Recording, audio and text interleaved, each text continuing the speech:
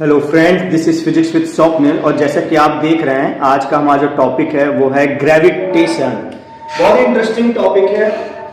Newton ने discover किया कि अगर दो मासेस होते हैं m1 और m2, अगर हम मासेस लें और उनके बीच की जो हम सेपरेशन है अगर d रखते हैं, तो न्यूटन ने देखा, ये डिस्कवर किया कि जो m2 मास है वो m1 पे फोर्स लगाएगा और जो m1 मास है उतना ही m2 पे फोर्स लगाएगा, उसी समय लगाएगा, इंस्टेंट। ठीक है, जिस समय m2 m1 पे F पर लगाएगा उसी समय m1 m2 पे भी F का फोर्स लगाएगा। और ये फोर्स की वैल्यू उसने दी capital G m1 m2 by d square, जहां पे कैपिटल G जो है उसको बोलते हैं universal gravitational constant, universal gravitational constant. और ये यूनिवर्सल ग्रेविटेशन जो कांस्टेंट है इसकी वैल्यू होती है 6.6 इंटू 10 की पावर -11। इसकी वैल्यू क्या होती है 6 तो ये ग्रेविटेशनल यूनिवर्सल ग्रेविटेशन कांस्टेंट की वैल्यू होती है। ये वैल्यू कभी भी चेंज नहीं होती है, इट नेवर चेंज, कभी चेंज नहीं होती। अगर हम बोलो कि मून में क्या है इसकी वैल्यू, तो इतनी ही रहेगी। अर्थ में क्या है तो यही रहेगी। ये वैल्यू कभी चेंज नहीं होती है। m1 m2 मासेस है और d उनके बीच की दूरी। अब इससे रिलेटेड क्वेश्चन कैसे आते हैं, दो बेसिक क्वेश्चन अपन करते हैं, तीन बेसिक क्वेश्चन करते हैं। पहला क्वेश्चन है, अगर इनमें से एक मास डबल हो गया, if one mass is double, अगर एक मास डबल हो गया तो फोर्स में क्या चेंज आएगा। तो जैसे आप देख रहे हो, जो फोर्स है वो डायरेक्टली प्रोपोर्शनल है मास के। तो अगर मास आपका डबल हो गया तो फोर्स भी क्या हो जाएगा, डबल हो जाएगा। तो इसका आंसर है फोर्स बिकम डबल, फोर्स भी क्या हो जाएगा, डबल हो जाएगा।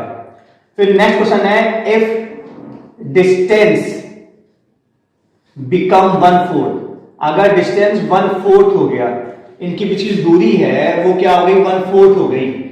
तो आप देख रहे हो जो फोर्स है वो इनवर्सली प्रोपोर्शनल है डिस्टेंस के। अगर डिस्टेंस बढ़ेगा तो फोर्स घटेगा, या उल्टा कहें, अगर डिस्टेंस घटेगा तो फोर्स बढ़ेगा, लेकिन स्क्वायर टाइम्स बढ़ेगा। देखिए यहां स्क्वायर रखा है, ठीक है। तो डिस्टेंस कितना घटा, 4 गुना, तो 4 का स्क्वायर क्या हो जाएगा 16। तो क्या हो जाएगा, फोर्स बिकम 16 टाइम्स, फोर्स 16 गुना बढ़ जाएगा, क्योंकि फोर्स इनवर्सली प्रोपोर्शनल है। डिस्टेंस के घटने से फोर्स बढ़ता है, लेकिन स्क्वायर टाइम्स बढ़ता है। डिस्टेंस 4 गुना कम हुआ तो 4 का स्क्वायर क्या होता है 16, तो फोर्स 16 टाइम्स बढ़ जाएगा। लास्ट क्वेश्चन है, if one mass increase by 3 times and other by 2 times, अगर इनमें से एक मास 3 गुना बढ़ता है और दूसरा मास 2 गुना बढ़ जाता है तो फोर्स कितना गुना बढ़ेगा बताइए।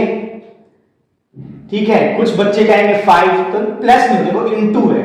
जो फोर्स है प्रोडक्ट ऑफ मास पे डिपेंड है। फोर्स किस पे डिपेंड है, प्रोडक्ट, ना कि सम पे डिपेंड है।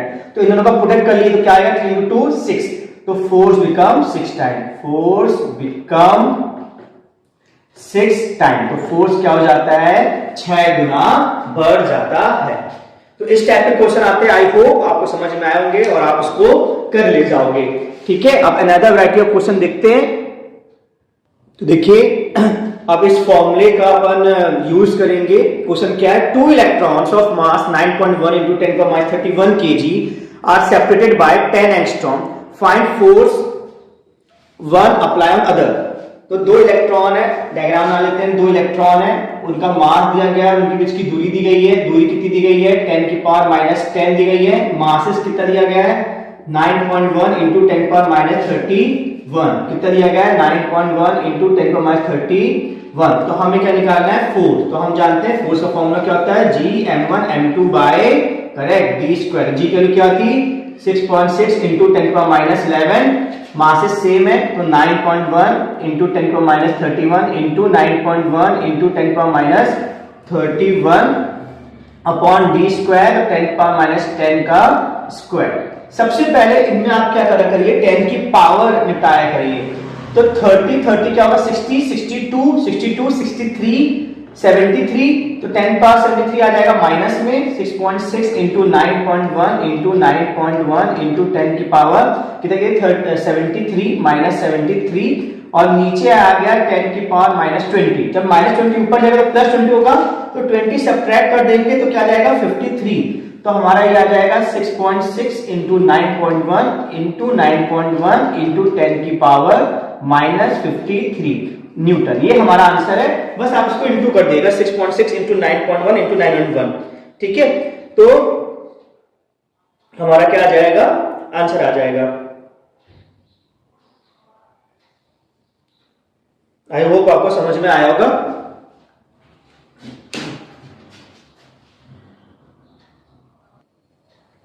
देखिए आप देख रहे हैं क्या लिखा है, importance of universal gravitation law. क्यों ये इंपॉर्टेंट है, इसका यूज क्या है, तो देखिए यहाँ पे जैसे आप अर्थ देख रहे हैं और अर्थ के सराउंड क्या कर रहे हैं, वाटर है, अर्थ को घेरा हुआ है वाटर। तो मून आया, मून पानी को अट्रैक्ट करेगा। जब ये पानी अट्रैक्ट होगा तो पानी इसके पास आएगा, तो यहां से पानी निकल के इसके पास आएगा, यहां और यहां से निकल के आएगा। तो यहां कम हो जाएगा, यहां ज्यादा हो जाएगा। जहां ज्यादा हो जाएगा हाई टाइड बनेगा, जहां कम होगा वो लो टाइड बनेंगे। फिर से देखिए वाटर चारों तरफ था, मून ने क्या किया, अट्रैक्ट किया पानी को, तो पानी यहां से आके यहां चला गया और यहां चला गया। यहां हाई टाइड बन गया, यहां low tide. High tide low tide मतलब क्या होता है, दिन में 2 बार हाई टाइड आती है, 2 बार लो टाइड आती है। जब आप बीचेस जाते हैं, समुद्र के पास जाते हैं, हाई टाइड में पानी का लेवल बढ़ जाना और लो टाइड में पानी का लेवल घट जाना। ठीक है, फिर इट होल्ड एवरीथिंग। आप किसी भी चीज को अगर लॉन्च करते हो वापस आता है, अगर आप खुद जंप करते हो वापस आते हो, तो अर्थ हर एक चीज को पकड़े हुए है, होल्ड किए हुए है। तीसरा क्या है, मोशन ऑफ प्लैनेट सैटेलाइट। तो क्या है कि अगर आप देखते हो ये सन है, सन के अराउंड कौन घूम रही है, अर्थ। सन के अराउंड अर्थ घूम रही है, तो अर्थ के पास पहले से वेलोसिटी थी और सन ने क्या लगा दिया, फोर्स लगा दिया। अर्थ जाना चाहती थी नीचे तरफ, लेकिन सन ने फोर्स लगाया तो अर्थ करने लगी, घूमने लगी। अगर ये फोर्स ही नहीं होता तो अर्थ घूमती क्या, नहीं घूमती। तो जितने भी सर्कुलर मोशन होते हैं, ठीक है, प्लैनेट्स के या सैटेलाइट्स के, वो किसकी वजह से हैं, यूनिवर्सल ग्रेविटेशन लॉ। और वो क्या है हमारा, F equal to correct Gm1m2 by d square, या उसको r स्क्वायर बोल सकते हो, d या r दोनों हम ले सकते हैं डिस्टेंसेस के लिए। अब अपन स्मॉल g की वैल्यू बात करते हैं। स्मॉल g होता है एक्सेलरेशन ड्यू टू ग्रेविटी,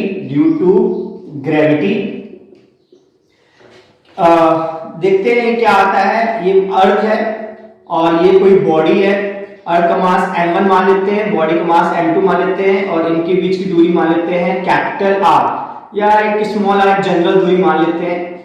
ठीक है, तो हम जानते हैं ये बॉडी, इस बॉडी पे अर्थ फोर्स लगाएगी, तो इस बॉडी का क्या होगा, एक्सेलरेशन होगा। हम न्यूटन सेकंड लॉ से क्या जानते हैं, F इक्वल टू m2a। हमें इस बॉडी का एक्सेलरेशन देखना, तो हम इसकी का मास लेंगे। अर्थ कितना फोर्स लगा रही है, तो अभी हमने सीखा है capital G m1 m2 by r square, ये फोर्स लगा रही है अर्थ। तो यहाँ देखिए बहुत इंटरेस्टिंग चीज हुई है, मास हट गया है। ठीक है, और हमारा जो फाइनल रिजल्ट है वो ये आ गया है। अब ये फोर्स इस बॉडी पे अर्थ लगा रहा है, तो एक्सेलरेशन इस बॉडी पे कौन ला रहा है, अर्थ। तो अर्थ के द्वारा एक्सेलरेशन को ही बोलते हैं एक्सेलरेशन ड्यू टू ग्रेविटी। उसको एक स्पेशल लेटर से डिनोट किया जाता है, उसको बोलते हैं स्मॉल g। तो हम इस a को क्या लिख देंगे, स्मॉल g। तो स्मॉल g की वैल्यू आ जाएगी Gm1 अपॉन r स्क्वायर। ठीक है, जहां पे m1 क्या है, मास ऑफ प्लैनेट है, मास ऑफ प्लैनेट है, और हमारा r क्या है, डिस्टेंस। r क्या है, distance from centre of planet, distance from centre of planet. और हमारा स्मॉल g क्या है, acceleration due to gravity, acceleration due to gravity. ठीक है, तो ये हमारा रिजल्ट आता है। अगर मैंने इस मार्कर पे एक्सेलरेशन लाया तो ये मेरे फोर्स द्वारा है, तो मैं इसको स्मॉल g नहीं बोल सकता हूं। लेकिन अगर अर्थ ला रही है इसमें एक्सेलरेशन, तो वो क्या कहलाएगा, स्मॉल g कहलाएगा। आप स्क्रीनशॉट भी ले सकते हैं इसका।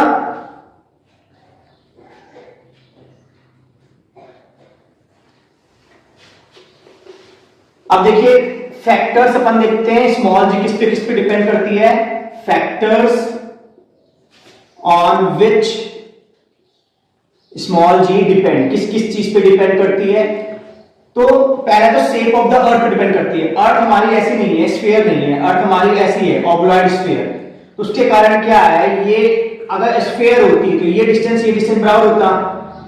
अगर हम पोल ले रहे हैं, इक्वेटर ले रहे हैं, तो आरपी और आर ई क्या होता, बराबर होता, आरपी इक्वल टू क्या होता, आर ई। लेकिन अर्थ हमारी ऐसी है तो आरपी और आर ई बराबर नहीं है, तो आरपी क्या है, कम है, आर ई से कम है। और स्मॉल जी के लिए हम जानते हैं क्या होता है, G mass of planet upon R square.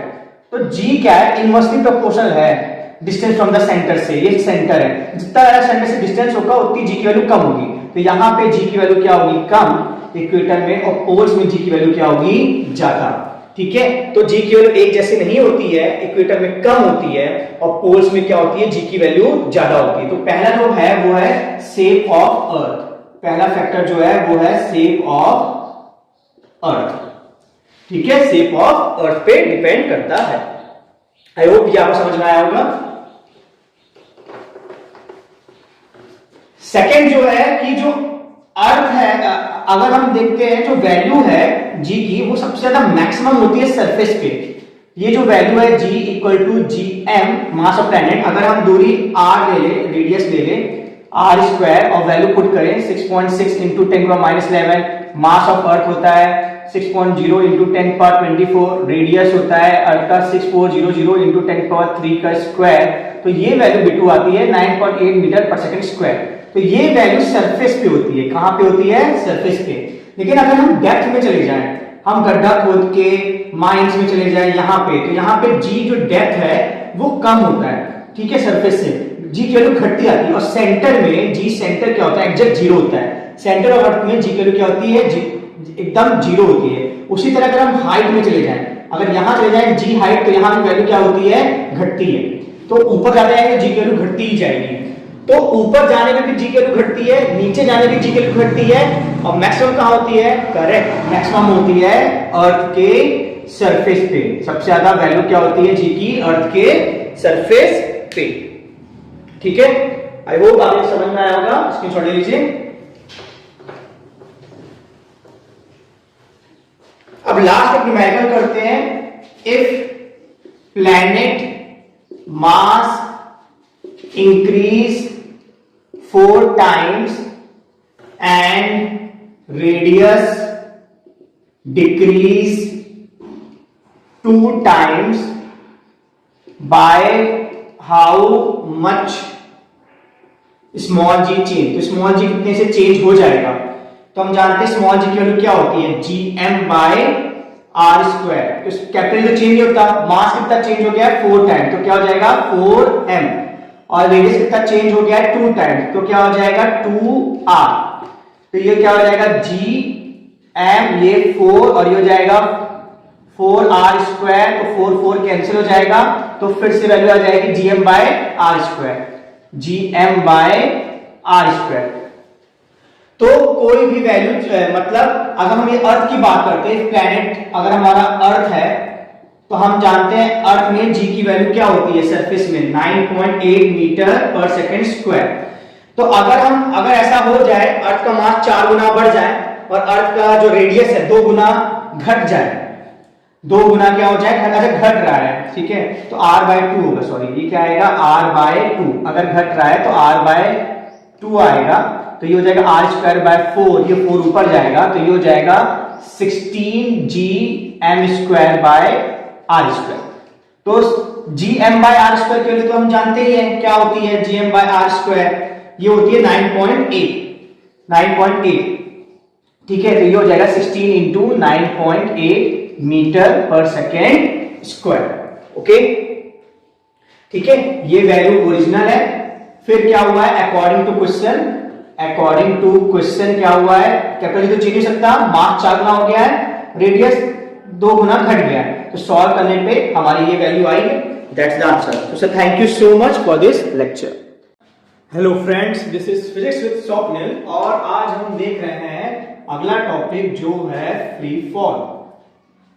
तो फ्री फॉल के अपन क्वेश्चंस करेंगे कि फ्री फॉल में कैसे क्वेश्चंस रहते हैं। तो फ्री फॉल में जो सबसे पहले टाइप का सवाल होता है वो ये होता है बच्चा कि एक कोई बिल्डिंग है, उसकी जो हाइट है वो h हाइट है और h हाइट से कोई बॉल को ड्रॉप किया गया है। ड्रॉप मतलब क्या होता है, u इक्वल टू 0। तो क्वेश्चन पूछता है जस्ट टकराने से पहले उसकी स्पीड क्या होगी, जस्ट टकराने से पहले उसकी स्पीड क्या होगी। तो इसको अपन इक्वेशन ऑफ मोशन से बहुत आसानी से सॉल्व कर सकते हैं, लेकिन अपन इसमें ट्रिक्स लगाएंगे। ये ट्रिक उसी इक्वेशन ऑफ मोशन से ही आती है। तो जो टाइम लेगा, दो चीज हमें पता कितने टाइम में पहुंचेगा, ये बॉल को कितना समय लगेगा नीचे आने में, और क्या फाइनल स्पीड होगी। तो फाइनल स्पीड का फॉर्मूला को याद रखना है, √2gh, ये फाइनल स्पीड का फॉर्मूला है। और टाइम का फॉर्मूला को याद रखना है 2 equal to √2h bye g।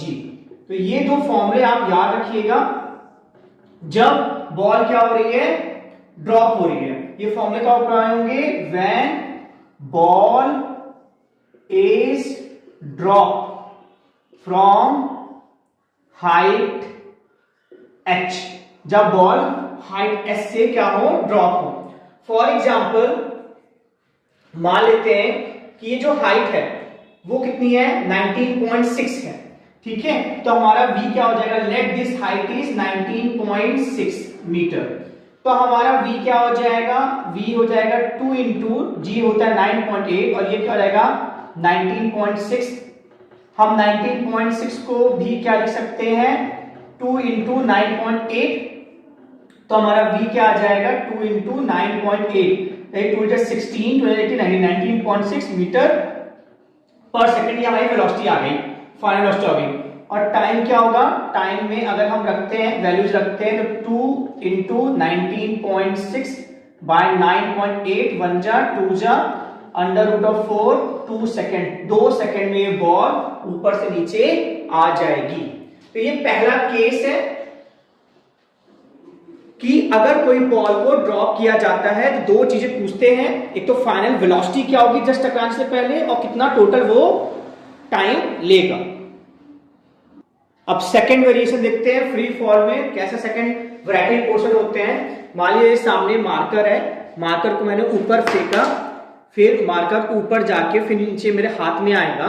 तो अगर मुझे इसकी इनिशियल वेलोसिटी पता है कि मैंने किस वेलोसिटी से मैं फेंक रहा हूं, तो मुझे बताना है कि कितने मैक्सिमम हाइट जाएगा ये और कितने समय बाद ये मेरे हाथ में आएगा। फ्रेंड्स सेकंड केस है कि एक बॉल को u स्पीड से फेंका गया है, तो ये धीमे होगी, कहीं रुकेगी, जहां रुकेगी वो क्या होगा, मैक्सिमम हाइट होगा, और फिर ये वापस आएगी, ठीक है। जब ये वापस आएगी तो हम कितने समय लेगी, टोटल टाइम क्या लेगी वापस आने में, हमने u स्पीड से फेंका था। तो इसको भी अपन बहुत आसानी से कर सकते हैं इक्वेशन ऑफ मोशन से, लेकिन यहां पे अपन ट्रिक का इस्तेमाल करेंगे जो इक्वेशन ऑफ मोशन से आती है। तो मैक्सिमम हाइट का आपको फॉर्मूला याद रखना है u² बाय 2g, और टोटल टाइम का फॉर्मूला याद रखना है 2u बाय g। ये टोटल टाइम का फॉर्मूला है। अब टाइम क्योंकि सिमेट्रिक होता है, तो टोटल टाइम अगर 2u बाय g है तो आधा टाइम लगेगा ऊपर जाने में u बाय g। अगर t हाफ की बात करते हैं, आधा टाइम लगेगा u बाय g। इसका एक क्वेश्चन देख लेते हैं। मान लेते हैं u आपका है 5 मीटर पर सेकेंड, तो मैक्सिमम हाइट क्या आएगी, 5 इंटू 5, u 5 है स्क्वायर इंटू 2 इंटू g 10 रख लेते हैं, तो 5 1 जा 5 2 जा, तो ये हो जाएगी 5 बाय 4, तो 4 1 जा 4 1 10, 1.25 मीटर आ जाएगी। और टोटल टाइम क्या आ जाएगा, 2 इंटू 5 बाय 10, तो 10 बाय 10 क्या आ जाएगा, 1 सेकेंड। देखिए कितनी आसानी से हमारा क्वेश्चन हो गया।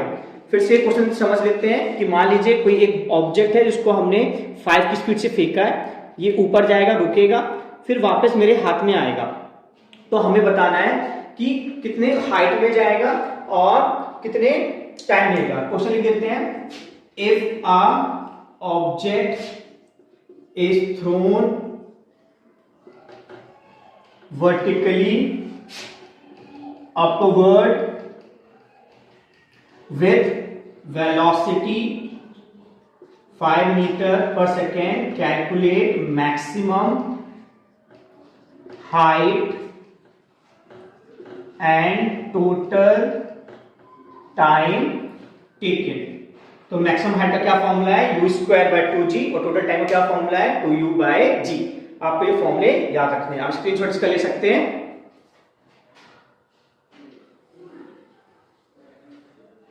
आई होप आपने ले लिया है। अब सेकंड क्वेश्चन एनसीईआरटी का ही है, वो करते हैं अपन। इफ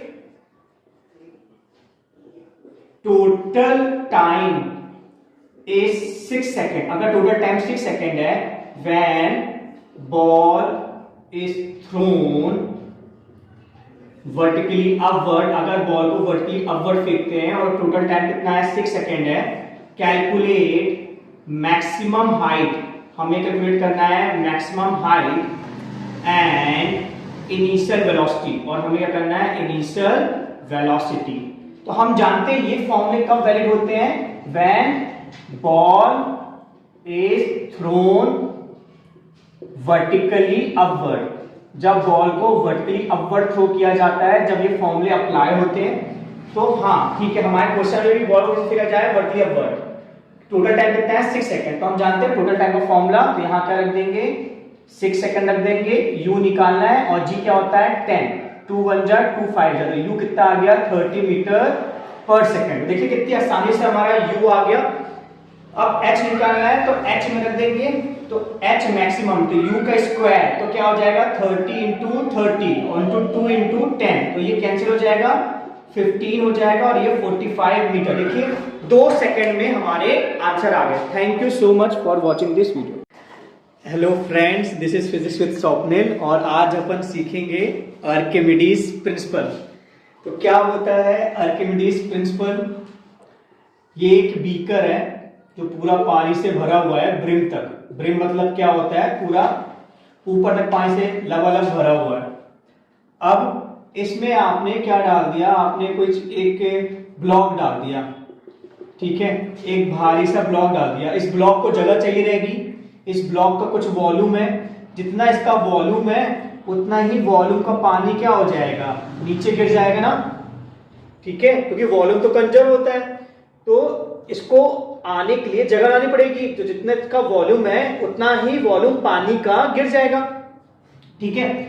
अब हमने इस ब्लॉक को हमने हवा में वेट किया था, इस ब्लॉक को हमने हवा में वेट किया था, और जब हवा में हमने इस ब्लॉक का वेट निकाला था, तो मान लेते हैं इसका वेट आया था 100 न्यूटन। कितना आया, 100 न्यूटन।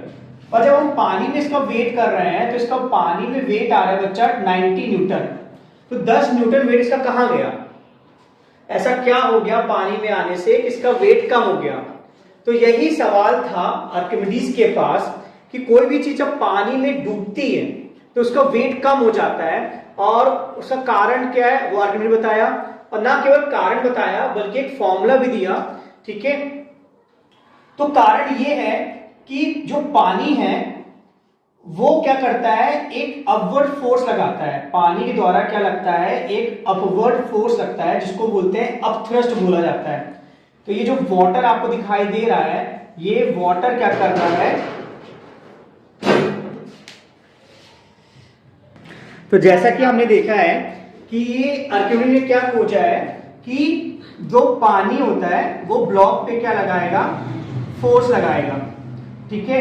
कैसे लगाता है, इसका डायरेक्शन क्या होता है, वर्टिकल अपवर्ड होता है, ठीक है, ऊपर की डायरेक्शन की तरफ वर्टिकल अपवर्ड वाटर फोर्स लगाता है। तो वाटर क्या लगाता है, force by water, force by water को क्या बोला जाता है, अपथ्रस्ट बोला जाता है। क्या बोला जाता है, अपथ्रस्ट बोला जाता है। और इसका जो डायरेक्शन होता है अपथ्रस्ट का, वो क्या होता है, वर्टिकली अपवर्ड, वर्टिकली अपवर्ड। जैसे अर्थ होती है ना, अर्थ हर एक किसी चीज को नीचे की ओर खींचती है, उसी तरह पानी हर एक चीज को ऊपर की तरफ फेंकता है, पुश करता है, ठीक है। इसी पुशिंग फोर्स को बोला जाता है अपथ्रस्ट बोला जाता है, ठीक है। तो ये अपथ्रस्ट लग रहा है, यू का लग रहा है, और इसमें एक वेट लग रहा है अर्थ के द्वारा, डब्ल्यू लग रहा है। तो नेट फोर्स हमारा क्या हो जाएगा, जो नेट फोर्स हो जाएगा वो क्या आ जाएगा, डब्ल्यू माइनस यू। तो हमारा आप देख रहे हैं कि नेट फोर्स है वो कम हो गया। किसके कारण कम हो गया? क्योंकि पानी ने भी एक क्या लगा दिया, वर्टिकल अपवर्ड फोर्स लगा दिया। इसीलिए जब भी कोई चीज पानी में होती है तो उसका वेट क्या हो जाता है, कम हो जाता है। अब हम निकालेंगे कि वेट इसका एग्जैक्टली कितना कम होता है, इसका हमें एक फॉर्मूला चाहिए। तो फॉर्मूला बहुत सिंपल सा है कि आर्किमिडीज ने खोजा था जितना इसका जितना पानी का वेट होता है, जितना पानी गिरा है उसका जितना वेट होता है उतना ही लॉस इन वेट होता है। Weight of water is equal to loss in weight of body. ठीक है, तो वेट क्या होता है हम सब जानते हैं। जो वेट होता है वाटर का वेट क्या हो जाएगा, mg हो जाएगा, मास ऑफ वाटर इनटू जी। मास क्या होता है, डेंसिटी इनटू वॉल्यूम होता है। क्या होता है, डेंसिटी इनटू वॉल्यूम। अब जरूरी नहीं है कि आपका वाटर ही लिक्विड हो जिसमें कोई भी ब्लॉक इमर्ज हो, तो हम एक जनरल वैल्यू लेते हैं रो ऑफ लिक्विड। ठीक है, डेंसिटी किसी भी लिक्विड की हो सकती है। ये वॉल्यूम क्या होता है, इमर्ज, जितना भाग ब्लॉक का डूबा हुआ है, इनटू जी।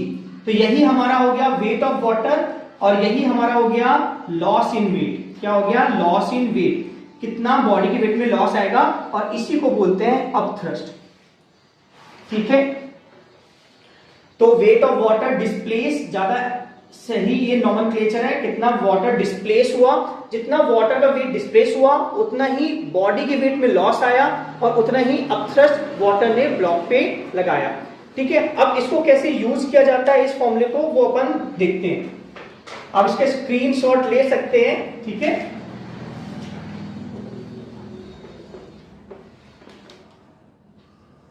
तो अब आप बताइएगा कि अपथ्रस्ट किसमें ज्यादा लगा।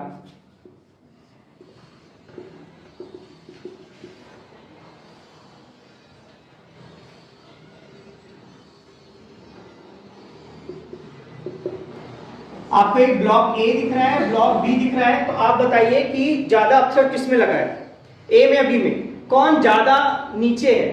ए ज्यादा नीचे है ना, तो अपथ्रस्ट किसमें ज्यादा लगेगा, ए में। तो ए में नहीं लगेगा ज्यादा, दोनों में अपथ्रस्ट बराबर लगेगा, क्योंकि हमारा जो अपथ्रस्ट का फॉर्मूला है, अपथ्रस्ट का फॉर्मूला है वो क्या होता है, V immersed rho of liquid into G. अब दोनों बॉडी पूरी तरह डूबी हुई हैं। एक बार बॉडी डूब जाती है तो मैटर नहीं करता है कि कितने अंदर तक बॉडी डूबी हुई है। तो अगर इसमें UA लग रहा है अपथ्रस्ट और इसमें लग रहा है UB लग रहा है, तो UA इक्वल टू UB है। ठीक है, तो जो अपथ्रस्ट होता है, फोर्स बाय वाटर होता है, वो डिपेंड करता है कितना वॉल्यूम डूबा हुआ है। एक बार अगर पूरा वॉल्यूम डूबा हुआ है तो मैटर नहीं करता कितने अंदर तक बॉडी नीचे गई हुई है। अब क्लास 9 के हिसाब से एक अपन सवाल करते हैं कि a mass of 50 gram having volume of 250 centimetre cube immersed in water. Tell whether it sink or float. हमें बताना है कि ये सिंक करेगा या फ्लोट करेगा। तो इसमें क्या होता है, जो वाटर होता है उसकी जो डेंसिटी होती है, वाटर की डेंसिटी होती है, वो वाटर की डेंसिटी होती है 1 ग्राम पर सेंटीमीटर क्यूब। ठीक है, तो कॉन्सेप्ट क्या है, कॉन्सेप्ट होता है कि अगर बॉडी की डेंसिटी वाटर की डेंसिटी से अगर ज्यादा होती है तो सिंक होगा, और अगर बॉडी की डेंसिटी वाटर की डेंसिटी से कम हो जाती है तो वो बॉडी फ्लोट करेगी। डेंसिटी का बच्चा फॉर्मूला होता है मास अपॉन वॉल्यूम। मास कितना दिया है बॉडी का 50 और वॉल्यूम कितना दिया गया है 250, तो ये कितना आ जाएगा 0.2 ग्राम पर सेंटीमीटर क्यूब। तो आप खुद बताइए बॉडी का जो डेंसिटी है वो 1 से ज्यादा है कम है, तो आप देख रहे हैं कि ये क्या है, डेंसिटी 0.2 1 से कम है, तो इसलिए ये वो बॉडी क्या करेगी, फ्लोट करेगी। ठीक है, thank you so much for this lectures, hope you enjoy. Hello friends, this is physics with Swapnil और आज हम देख रहे हैं अगला टॉपिक जो है फ्री फॉल। तो फ्री फॉल के अपन क्वेश्चंस करेंगे कि फ्री फॉल में कैसे क्वेश्चंस रहते हैं।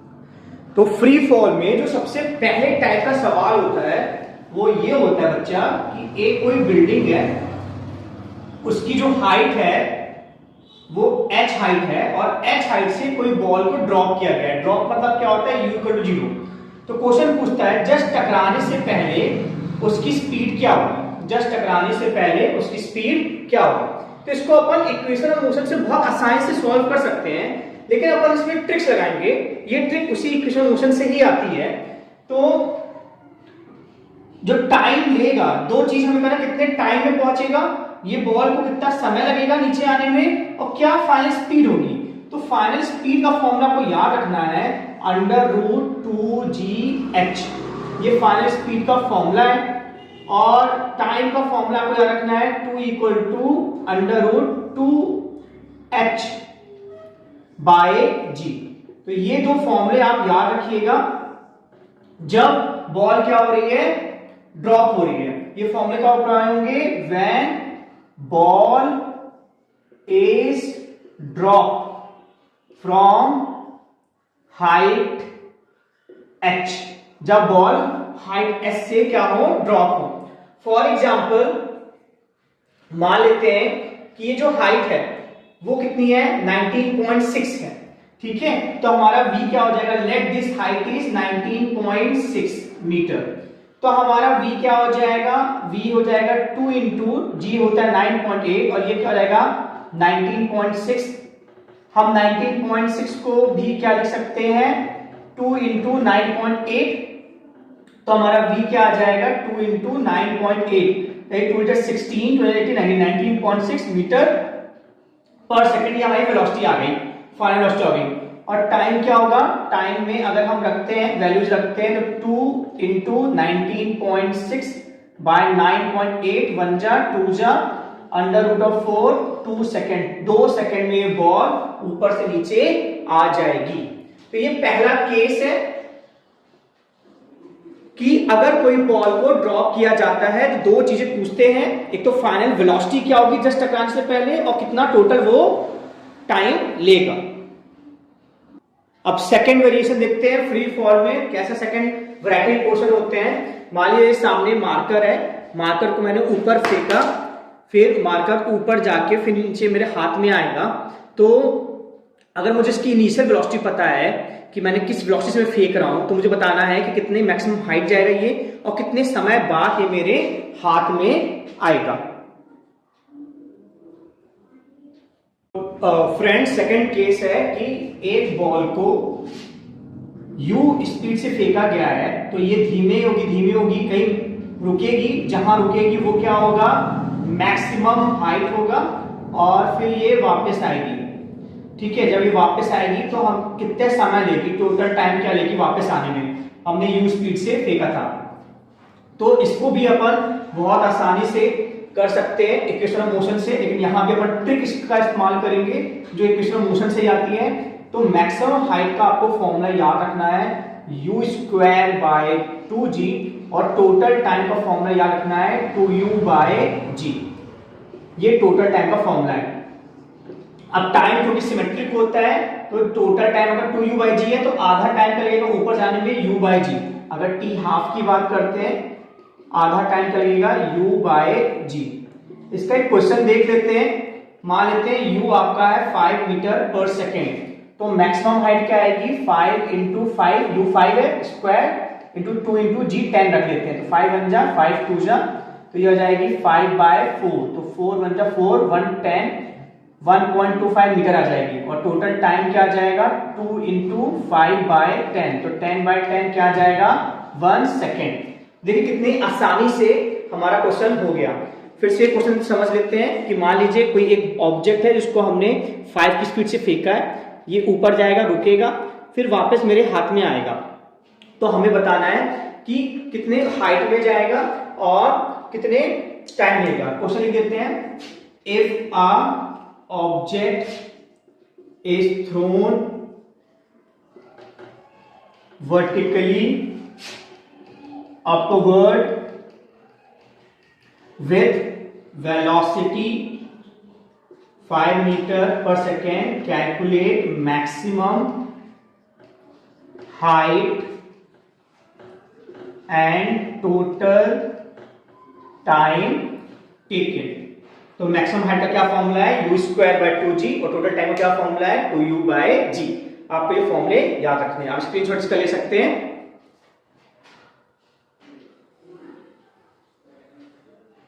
आई होप आपने ले लिया है। अब सेकंड क्वेश्चन एनसीईआरटी का ही है, वो करते हैं अपन। If total time is 6 second, अगर टोटल टाइम 6 सेकेंड है, when ball is thrown vertically upward, अगर बॉल को वर्टिकली अपवर्ड फेंकते हैं और टोटल टाइम कितना है, 6 सेकेंड है, कैलकुलेट मैक्सिमम हाइट, हमें कैलकुलेट करना है maximum height and initial velocity, और हमें क्या करना है, इनिशियल वेलोसिटी।